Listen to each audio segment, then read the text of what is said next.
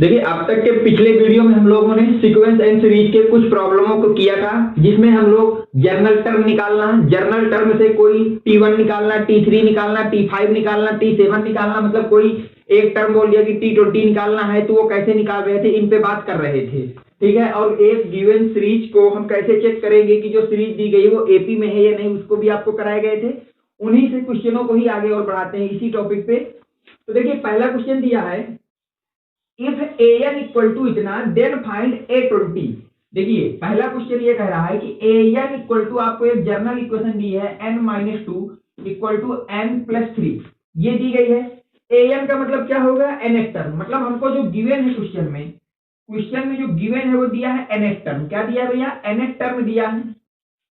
ये an है ना, तो इसका मतलब n क्या बता रहा है कि जो टर्म दिया गया है वो nth टर्म दिया गया है। कितना हमको फाइंड करना है, a20। तो ये an a20 कब बनेगा, जब n की जगह हम कितना रख देंगे, या 20 रख देंगे। जब हम पुट कर देंगे n की जगह कितना 20, तो ये कितना बन जाएगा a20।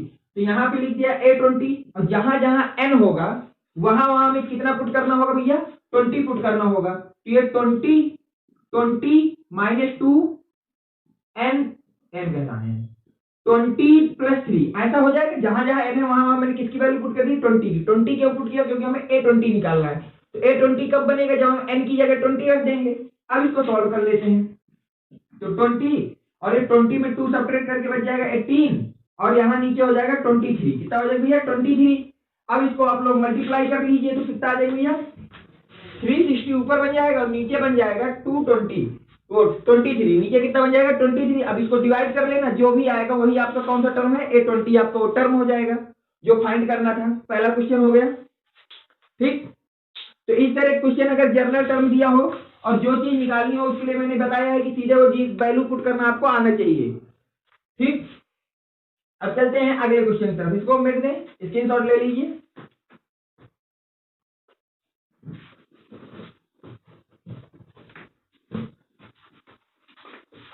अगला सवाल देखिए क्या बोला है, right the first term of each of the sequence and obtain the corresponding series.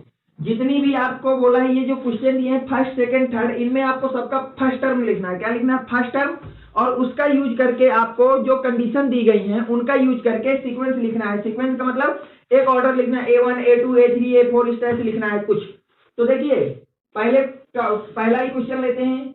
A1 को ही हम लोग क्या बोलते हैं भैया, फर्स्ट टर्म बोलते हैं। क्या बोलते हैं, फर्स्ट टर्म बोलते हैं, जो क्वेश्चन में दिया है। तो फर्स्ट टर्म कितना हो गया, 3। पहले क्वेश्चन को इस वाले को किया जा रहा है। ठीक है, सीरीज बनाना है। सीरीज का मतलब हमको किसी भी चीज को अगर सीक्वेंस में लिखना है, किसमें लिखना है भैया, सीक्वेंस में लिखना है। तो एक ऑर्डर लिख देते हैं कि फर्स्ट टर्म क्या है, सेकंड टर्म क्या है, थर्ड टर्म क्या है, फोर्थ टर्म क्या है, इस तरह से लिख देते हैं। वही हमारा क्या हो जाता है, सीक्वेंस हो जाता है।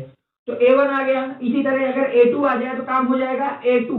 देखिए, A1 क्वेश्चन में दिए हैं, साथ में AN दिया है। क्या दिया भैया, AN दिया है। तो AN लिखता हूं। AN दिया है 3an-1+2, ये AN है। इसका मतलब क्या दिया है हमको, nth टर्म दिया है। कौन सा टर्म दे दिया भैया उन्होंने, डायरेक्ट nth टर्म दे दिया। और बोला ये आपका डिफाइंड तभी है जब जो n हो उसकी वैल्यू 1 से बड़ी हो। ये जो फंक्शन लिखा है 3 इंटू an-1+2, ये डिफाइंड तभी है जब n की वैल्यू 1 से बड़ी हो। तो n एक नेचुरल नंबर होता है, ये आपके दिमाग में होना चाहिए कि n एक नेचुरल नंबर, तो 1 से बड़ा। तो 1 के बाद अगला नेचुरल नंबर क्या आता है, 2। तो क्या यहाँ पे 2 रखा जा सकता है। तो ये जब हम लोग यहाँ 2 रख देंगे तो ये कितना हो जाएगा, an की जगह a2 हो जाएगा, और यहाँ पे हो जाएगा 3a2-1+2। इस तरह से कुछ बनेगा। इसको सॉल्व करेंगे तो हो जाएगा 3a, अब 2 में 1 जाएंगे, a1 आ जाएगा, प्लस का 2। अब a1 की वैल्यू हमें पता है इस क्वेश्चन में कितनी निकली हमारे पास 3 निकली है। कितनी निकली है, 3। तो यहाँ रख देंगे तो 3 इंटू 3+2 बन जाएगा, और इसको 9+2 बोला जा सकता है। मतलब A2 जो है हमारे पास, क्या भैया, A2 हमारे पास आ गया 9, A1 आ गया 3, A2 आ गया 9।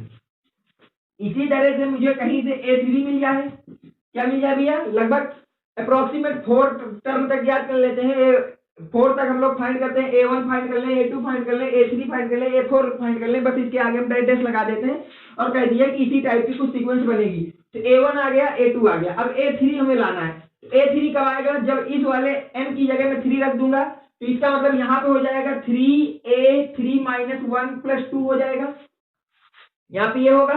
अब जब इसको सॉल्व करेंगे तो क्या है 3a 3 में 1 जाएंगे तो 2 हो जाएगा +2, मतलब 3 का मल्टीप्लाई हो रहा है a2 से, और a2 की वैल्यू हमने निकाली 9 आई, कितनी आई 9 आई, तो यहाँ पे हम लोग देंगे 3 × 9 + 2, और इसको लिख सकते हैं 27 + 2, और इसको मतलब हो गया a3 आ गया 29, a3 कितना आ गया 29 आ गया। एक और निकाल लेते हैं, a4 को भी निकाल लेते हैं। किसको निकाल लेते हैं a4 को। तो जब a4 कब बनेगा भैया, जब हम लोग n की जगह इसमें क्या रख देंगे 4 रख देंगे। जब n की जगह इस पे हम लोग 4 रख देंगे तो हमारा क्या बन जाएगा a4 बन जाएगा, a4 बन जाएगा। तो अब यहाँ रख दीजिए 4 भैया जहां जहां n है, तो ये 3a4 - 1 + 2 बनेगा। कल के दिन इसको सॉल्व करेंगे अब ये 4 में 1 चले जाएंगे, a3 + 2 बन जाएगा, और a3 हमको पता है कितना आया 3 × a3 की वैल्यू हमारे पास 29 आई, कितनी आई भैया 29 + 2 बन जाएगा। अब इसको मल्टीप्लाई कर लीजिए, 87 + 2 बन जाएगा, कितना बन जाएगा भैया 87 + 2 बन जाएगा, और इसको हम लोग लिख सकते हैं 89। तो हमारे पास a1 आ गया, a2 आ गया, a3 आ गया, और क्या आ गया a4 आ गया। तो सीक्वेंस में लिखना है तो a1 की वैल्यू रख दिया 3, a2 की वैल्यू रख दिया 9, a3 की वैल्यू रख दिया 29, और a4 की वैल्यू रख दिया 89, डेट डेट डेट लगा दिया। फॉलोइंग सीक्वेंस कुछ इस तरह की होगी जो इस जनरल रूल को फॉलो करेगी। ठीक, तो सीक्वेंस कैसे लिखते हैं अब आपके समझ में आ गया। जो कंडीशन दी है उसकी वजह से मैंने a1 a2 a3 a4 निकाला और उनको लिख दिया और आगे डेट डेट कर दिया कि इस तरह की अप्रोक्सीमेट सीरीज जाएगी। तो पहला क्वेश्चन हो गया ये वाला, नोट कर लीजिए या स्क्रीनशॉट ले लीजिए, जैसा भी आप करना है। इसके बाद नेक्स्ट पे चलते हैं। ठीक, अब फर्स्ट टर्म भी पूछा था तो फर्स्ट टर्म हमारा 3 आ गया इस क्वेश्चन में। ठीक,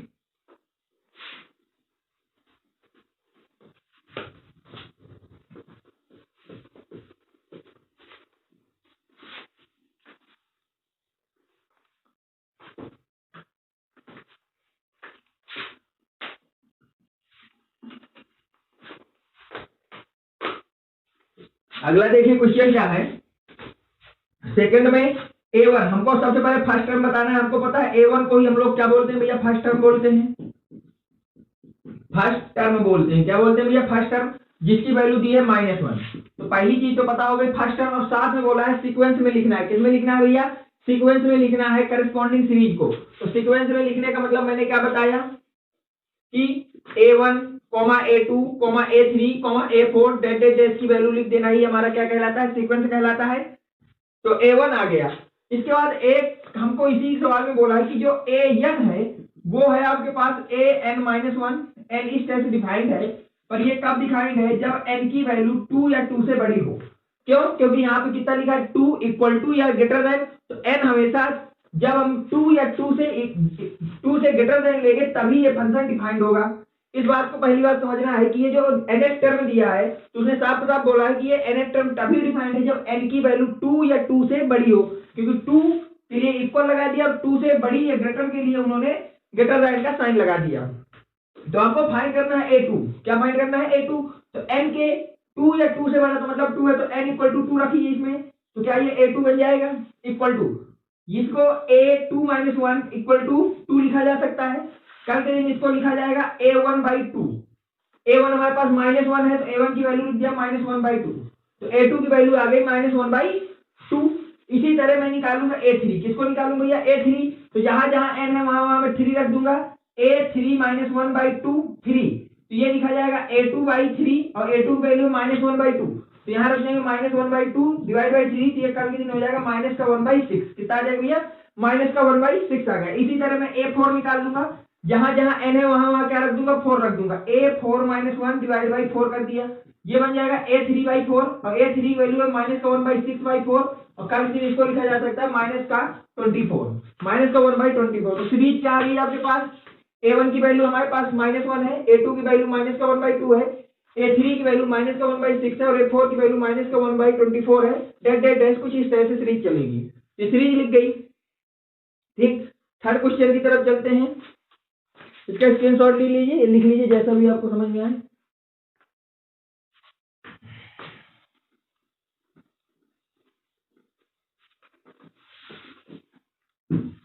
देखिए थर्ड में भी आप पढ़िए, a1 बोला गया है इक्वल टू 2, a1 किसके इक्वल है 2, और A2 किसके, A2 का मतलब होता है सेकेंड टर्म, सेकेंड टर्म वो दिया है 2 के इक्वल, वो भी है A1 A2 इक्वल है, तो ये आ गए। अब हमारे पास एक जर्नल टर्म दिया है an equal to an minus one minus का one minus one where defined n greater than 2।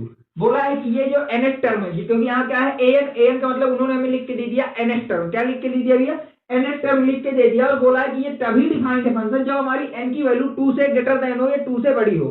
तो ये फंक्शन जो जर्नल टर्म लिखा है वो तभी डिफाइंड होगा जब n की वैल्यू 2 से ग्रेटर देन हो। कितना हो भैया, 2 से ग्रेटर देन हो। तो देखिए 2 से ग्रेटर देन पहला नेचुरल नंबर क्या मिलेगा, 3 मिलेगा। तो अगर हमको 3 निकालना है तो A3, क्योंकि A1 A2 आ गया, A3 और A4 निकालना होगा। तो A3 ये कब बनेगा, जब मैं n की जगह 3 रख दूंगा और n की वैल्यू 2 से बड़ी मतलब डिफाइंड भी होगा। तो जहां जहां n है वहां वहां 3 रख दीजिए। A3 माइनस वन माइनस का वन लिखा जा सकता है।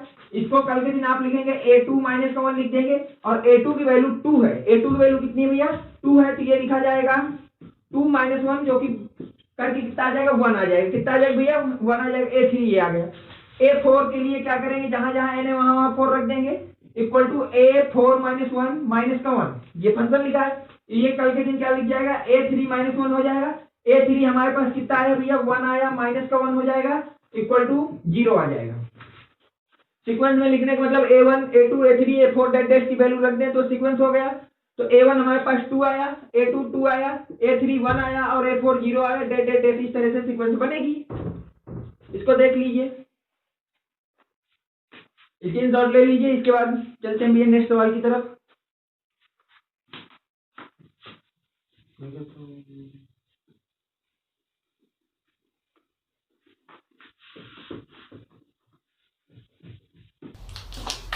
देखिए अगला क्वेश्चन आपको दिया है, the Fibonacci sequence is defined by. अब आपको एक सीक्वेंस डिफाइंड करना है जिसमें आपको बोला है A1 इक्वल टू A2 के है और उसकी वैल्यू कितनी है, 1 है, और जो nth टर्म है वो डिफाइंड कुछ इस तरह से है कि वो इस तरह से डिफाइंड है जब n की वैल्यू 2 से ज्यादा होगी। जो nth टर्म है वो तभी डिफाइंड है जब n की वैल्यू 2 से ग्रेटर देन रखते हैं। तो आपसे पूछा फाइंड कर दीजिए मुझको ratio an plus 1 divide by an का रेशियो बता दीजिए जब n कितना हो, 1 हो, 2 हो, 3 हो, 4 हो, 5 हो।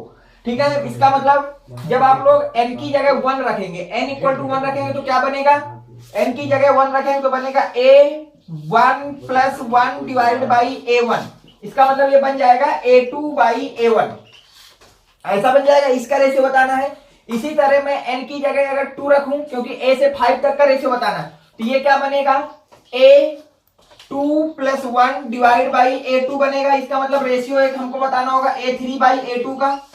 इसी तरह आप लोग n की जगह 3 रखेंगे, n की जगह कितना रखेंगे भैया, 3। जब 3 रखेंगे तो हमको रेशियो बताना होगा A3 plus 1 divide by A3। इसमें रख रहे हैं मैं, ठीक। तो ये हमारा मतलब बताना होगा रेशियो A4 बाई A3 का रेशियो हमको क्या होगा बताना होगा। इसके बाद हमको n की 5 तक वैल्यू रखना, अभी तो 3 तक रखा। इसका मतलब n की इक्वल टू जब 4 रखेंगे तो यहाँ पे 4 रखिए तो क्या ये बन जाएगा A4 plus 1 divide by A4। इसको हम लोग लिख सकते हैं A5 बाई A4। इसका रेशियो बताना होगा, और n की लास्ट वैल्यू हम लोग रख देते हैं। जब हम लोग यहाँ पे 5 रखेंगे तो ये बन जाएगा A5 plus 1 divide by A5, जिसको हम लोग लिख सकते हैं A6 बाई A5। ये चीज हमको फाइंड करना है इस क्वेश्चन में। Find that this ratio this, जब हम n को इतना इतना इतना ले तो हमने लिख दिया, मतलब A2 बाई A1 का रेशियो बताना है, A3 बाई A2 का रेशियो बताना है, A4 बाई A3 का रेशियो बताना है, A5 बाई A4 का रेशियो बताना है, A6 बाई A5 का रेशियो बताना है। इसका मतलब मुझको सबसे पहला तो यही दिमाग में आ जाना चाहिए कि मुझको वैल्यू पता हो जाए। हमको वैल्यू पता हो जाए किसकी भैया, A1 की, A2 की, A3 की, A4 की, A5 की और A6 की। अगर आपको ये वैल्यू पता हो जाएंगी तो क्या इन सबको वैल्यू यहां रख देंगे, रेशियो निकाल लिया जाएगा। अब देखिए वैल्यू कैसे पता होगी। A1 हमके क्वेश्चन में दिया है कितना, 1 है, तो यहां मैंने लिख दिया 1। A2 मुझे पता है वो भी 1 के बराबर है, तो A1 और A2 की तो वैल्यू मुझे पता चल गई। फिर उन्होंने एक टर्म दिया है an equal to an minus 1 plus का an माइनस 2, और ये डिफाइन तभी है जब n की वैल्यू हम लोग 2 से बड़ी लेंगे। तो 2 से बड़ी पहला नेचुरल नंबर आता है n इक्वल टू 3, मतलब यहां से मुझे मिल जाएगा A3 की जब यहां रखेंगे तो ये हो जाएगा A2 A3 माइनस 1, प्लस का A3 माइनस 2, इसको लिखा जाएगा A2 प्लस का A1, 3 में 2 जाएगा, 1 बचेगा A1। अब हमको पता है A2 कितना है, A2 मेरे पास 1 है और A1 कितना है, 1 है, मतलब A2 की जगह 1 प्लस A1 की जगह 1, तो A3 की वैल्यू कितनी आ गई भैया, 2 आ गई, तो A3 की जगह मैंने यहां रख दिया 2, ऐसा होगा। इसी तरह अब हमको A4 निकालना होगा। क्या निकालना होगा भैया, A4 निकालना होगा। A4 कब निकलेगा, जब यहाँ पे मैं n इक्वल टू 4 रख दूं। n इक्वल टू जब हम लोग 4 रखेंगे तो क्या ये A4 बन जाएगा और ये बन जाएगा A4 माइनस 1 प्लस का A4 माइनस 2 बन जाएगा। इसको हम लोग लिख देंगे A3 प्लस का A2। A3 की वैल्यू कितनी है, 2 है, प्लस का A2 की वैल्यू कितनी है, 1 है, तो ये आपका आ जाएगा कितना भैया, 3। कितना आ जाएगा भैया, 3। इसका मतलब A4 की वैल्यू आ गई 3। अब A5 भी निकालना है और A6 भी निकालना है। A5 कब आ गया, जब यहाँ पे मैं 4 की जगह कितना रख दूं, n की जगह कितना रख दूंगा, 5। अगर n की जगह हमने 5 रख दिया तो हमारे पास क्या आ जाएगा भैया, A5 आ जाएगा, तो रख दीजिए। तो यहाँ पे हो जाएगा A5 equal to A5 minus 1 plus A5 minus 2। तो इसको क्या A4 लिखा जाएगा और इसको लिखा जाएगा A3। कितना लिखा जाएगा, A4 और इसको लिखा जाएगा A3। A4 की वैल्यू मुझको पता है कितनी भैया, 3 है, और A3 की वैल्यू 2 है। इनको ऐड करेंगे तो कितना आ गया, 5 आ जाएगा। तो A5 हमारे पास आ गया 5। इसी तरह A6 निकाल लेते हैं, क्योंकि मुझे 6 तक की वैल्यू पता करना है। तो A6 कब निकलेगा, जब मैं n इक्वल टू कितना रख दूंगा, 6। तो n इक्वल टू 6 रखेंगे तो क्या ये A6 हो जाएगा, कितना हो जाएगा भैया, A6 हो जाएगा, equal to A6 minus 1 plus A6 minus 2, ऐसा होगा। फिर इसको लिखा जा सकता है A5 प्लस का A4, और A5 की वैल्यू मुझे पता है कितना भैया, 5 है, और A4 की वैल्यू 3 है। ऐड करके ये हो जाएगा 7। तो टर्म क्या आ गया, 7 आ गया। तो हमें जो चाहिए था वो सारी वैल्यू मिल गई। A1 मिल गया, A2 मिल गया, A3 मिल गया, A4 मिल गया, A5 मिल गया, A6 मिल गया। और रेशियो बताना है, A2 बाई A1 का बताना है। तो A2 की वैल्यू कितनी है भैया, 1 है, और A1 की वैल्यू 1 है, तो इक्वल टू कितना आ गया, 1 रेशियो आ गया। अगला रेशियो बताना है A3 बाई A2 का। किसका बताना है भैया, A3 बाई A2 का रेशियो आपको अगला बताना है। तो उसके लिए A3 की वैल्यू रख दीजिए, किसकी रख दीजिए भैया, A3 की। A3 की वैल्यू हमारे पास 2 है और A2 की वैल्यू 1 है, तो ये कितना आ जाएगा, 2 आ जाएगा। अब हमको बताना है A4 बाई A3 का रेशियो। A4 कितना है हमारे पास, A4 है 3, और A3 है हमारे पास 2, और इसका रेशियो आ गया 3/2। A5 बाई A4 का रेशियो बताना है। A5 कितना है, 5, और A4 कितना है, 3, तो इसका रेशियो आ गया 5/3। कितना आ गया भैया, 5/3 आ गया। इसी तरह हमको A6 बाई A5 का रेशियो बताना है, कि ये A6 की वैल्यू 7 और A5 की वैल्यू 5। ये रेशियो आ गया जो हमको चाहिए था। ये सॉल्व आपका क्या हो गया, सॉल्व हो गया। ठीक है, इसको देख लीजिए, समझ लीजिए। इसका नेक्स्ट क्वेश्चन को करते हैं। देखिए अगला क्वेश्चन आपको ये दिया है, given in AP having third term equal to 1 and the sixth term equal to -11, then find the 11th term of the AP. ठीक है, एपी के टर्म को हम लोग ए से रिप्रेजेंट करिए या किससे रिप्रेजेंट करिए, टी से रिप्रेजेंट करिए। इस बात को मैं आपको पहले वीडियो में ही बता चुका हूं कि टर्म को जो है या तो हम टी से रिप्रेजेंट करते हैं या एन से रिप्रेजेंट करते हैं। तो मोस्टली जो है सवाल में अगर ए से दिया है तो आप ए से रिप्रेजेंट करिए। जब हम स्वयं उसको रिप्रेजेंट करते हैं तो टी से ही रिप्रेजेंट करना उचित होता है। तो जैसे दिया है गिवन इन एपी, पहली बात तो उसने बोल दी है कि एक एपी है, okay. Third term equal to 1, तो थर्ड टर्म का मतलब T3 को कितना दिया है, 1 दिया है। ठीक है, and six term equal to 11, मतलब T6 जो है वो कितना भैया, -11 है। देन फाइंड T11 हमको फाइंड करना है। ऐसा ही होगा। हमको ये पता है कि जर्नल टर्म जो होता है एपी का वो होता है Tn equal to A plus n-1d। ठीक है, तो यहां ऊपर लिख लेंगे, let first term of AP equal to 1 and common difference equal to d, then nth term of AP. तो फिर एपी का जो nth टर्म हो जाएगा वो क्या हो जाएगा, Tn इक्वल टू होता है A प्लस n-1d। मैंने बताया था जब हमको यहाँ पे जैसे T3 निकालना है तो D में उससे एक कम नंबर का मल्टीप्लाई करना है। तो यहाँ हमें कौन सा टर्म निकालना है, n टर्म निकालना है, तो D में किसका मल्टीप्लाई करेंगे, n-1 का करेंगे।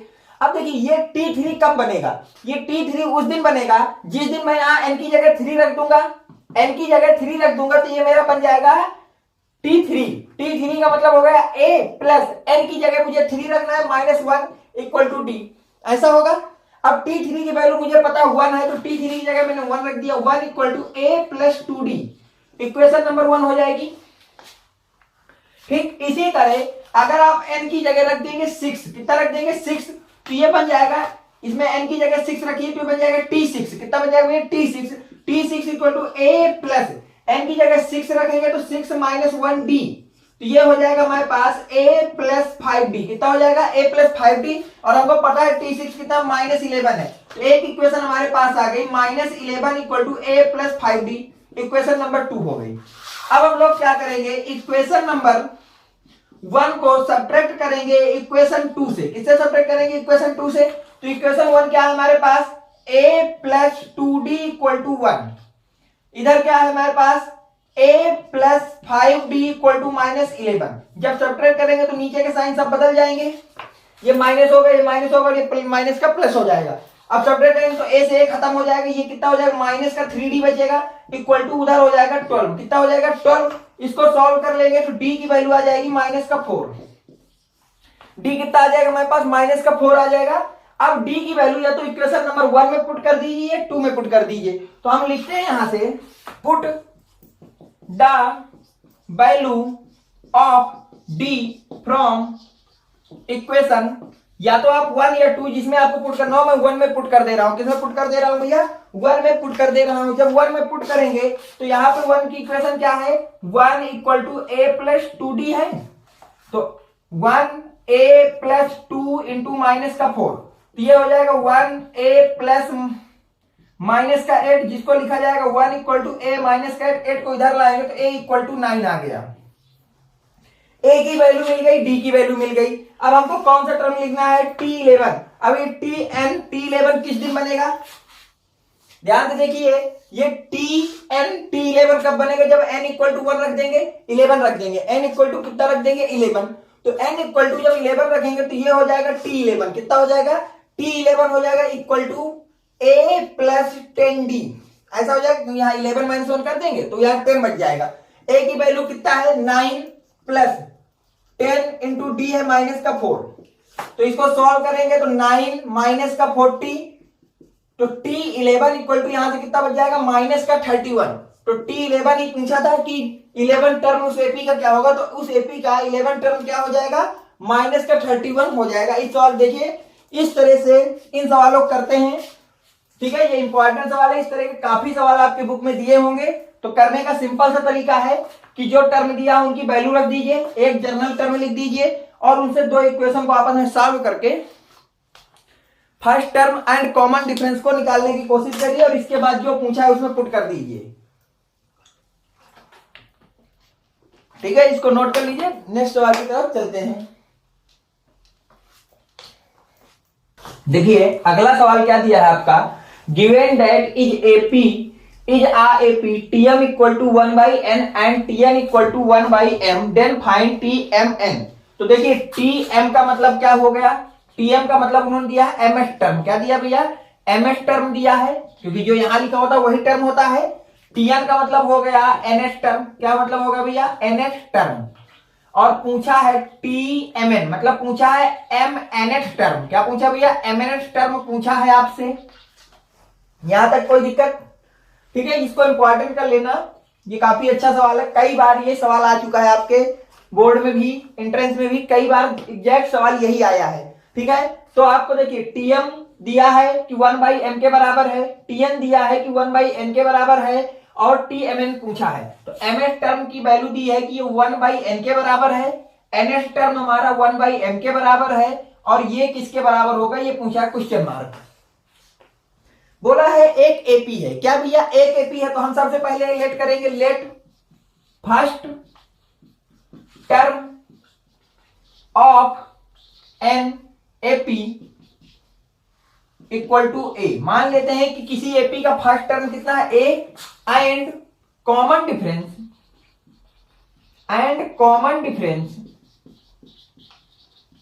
Of an AP equal to D, और उसका कॉमन डिफरेंस कितना भैया डी है, तो general nth term of AP, AP का जनरल एनएस टर्म लिखा जा सकता है, वो होता है T N equal to A plus N minus 1 D, यही होता है। अब टी जो एनएस टर्म है उसको बोला है 1 अपॉन एम के बराबर है, तो इसको हम लिख देंगे 1 टीएन की जगह लिख देता हूं 1/m equal to a plus n minus 1d, ऐसा लिख लेंगे। अब क्या करिए आप लोग, इसको लिख लिया आपने, ठीक। इस इक्वेशन नंबर 1 दे दीजिए, क्या दे दीजिए, इक्वेशन नंबर 1 दे दिया। साथ में हमको टीएम दिया है। टीएम कब होगा, जब n की जगह जहां जहां n है वहां मैं क्या रख दूं, m रख दूं, तो ये हमारा टीएम पद हो जाएगा। तो टीएम इक्वल टू हो जाएगा a plus m minus 1d, ऐसा ही होगा। m की जगह n की जगह m रख दिया तो ये हो गया। और टीएम को उन्होंने बोला है कि वो 1/n के बराबर है। किसके बराबर भैया, 1/n के बराबर है। उस टर्म को बोला कि वो 1/n के बराबर है, तो 1/n इक्वल टू हो गया a plus m minus 1d, ऐसा हो गया। ये हो गई इक्वेशन नंबर 2। इक्वेशन नंबर 1 हो गई और इक्वेशन नंबर 2 हो गई। अब हम क्या करेंगे, इक्वेशन नंबर 1 को सब्ट्रैक्ट कर देंगे इक्वेशन 2 से। किससे सब्ट्रैक्ट कर देंगे भैया, इक्वेशन 2 से। तो इक्वेशन 1 कहां है हमारे पास, 1/m equal to a plus n minus 1d हो जाएगा। इक्वेशन 2 हमारे पास है 1/n equal to a plus m minus 1d हो जाएगा। सब्ट्रैक्ट का मतलब नीचे वालों का साइन सबका बदल जाएगा, सबका साइन हमने बदल दिया। तो इसको सब्ट्रैक्ट करेंगे तो यहां पे बचेगा 1/m माइनस का 1/n, क्या बचेगा, 1/m माइनस का 1/n बचेगा। ठीक, आगे देखिए क्या होगा, a से a हमारा क्या हो जाएगा, निपट जाएगा। अब यहां पे क्या होगा, देखिए इक्वल में ध्यान से देखना, ये d हो जाएगा n माइनस 1d, ठीक है। और ये प्लस का है और साइन किसका आ जाएगा, माइनस का हो जाएगा m माइनस 1d, ऐसा आएगा। सेपरेट करके इसको सही से लिखें तो क्या ये लिखा जा सकता है, एलसीएम ले लेंगे तो n minus m divide by mn, इधर ये लिखा जाएगा। और इस साइड देखना क्या लिखा जाएगा, nd माइनस d, ठीक। माइनस का साइन है md माइनस का d, ऐसा लिखा जाएगा। कल के दिन इसको लिखेंगे n minus m divide by mn equal to nd minus का d माइनस का md प्लस का d, ये माइनस जाएगा अंदर, क्या कर देगा, प्लस। ये प्लस वाला इस माइनस वाले को नमस्ते बोल देगा। अब देखिए क्या बचा, इधर हो गया n minus m divide by mn, इधर क्या हो गया, n माइनस md को कॉमन ले लिया, ऐसा होगा। अब d को इधर रखा, n minus m divide by mn, और n माइनस m को भी इधर भेज दिया, n minus m equal to हो गया d। तो ये m माइनस n इस n माइनस m को देखेगा और मुस्कुराएगा और ये दोनों निपट जाएंगे। निपटने के बाद आपको पता है कि d इक्वल टू वैल्यू आ जाएगी 1/mn। d की वैल्यू कितनी आ गई भैया, 1/mn आ गई।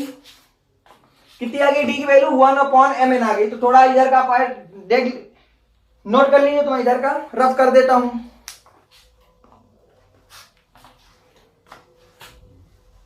ठीक,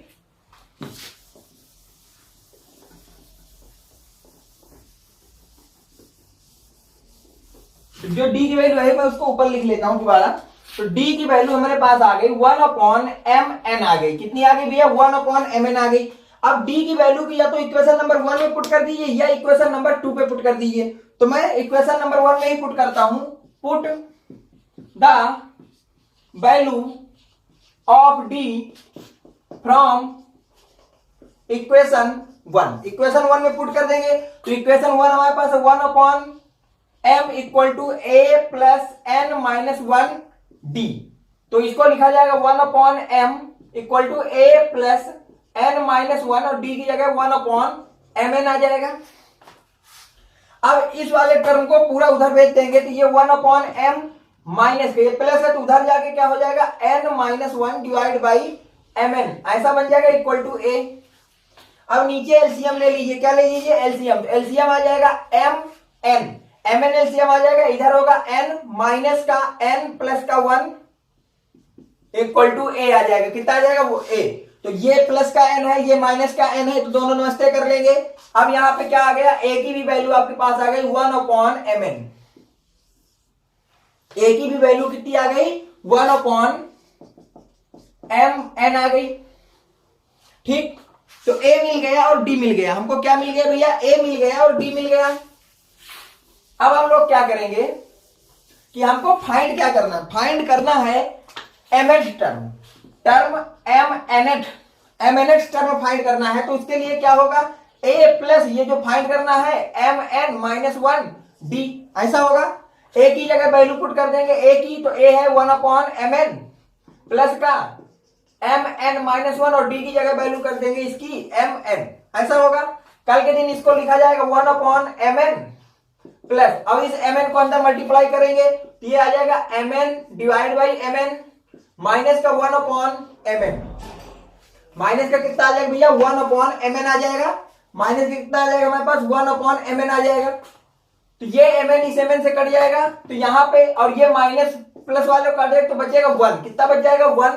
तो आपके पास जो टर्म tmn पूछा है वो कितना आ जाएगा 1 आ जाएगा, कितना आ जाएगा भैया, वो आपका टर्म कितना आ जाएगा 1 आ जाएगा।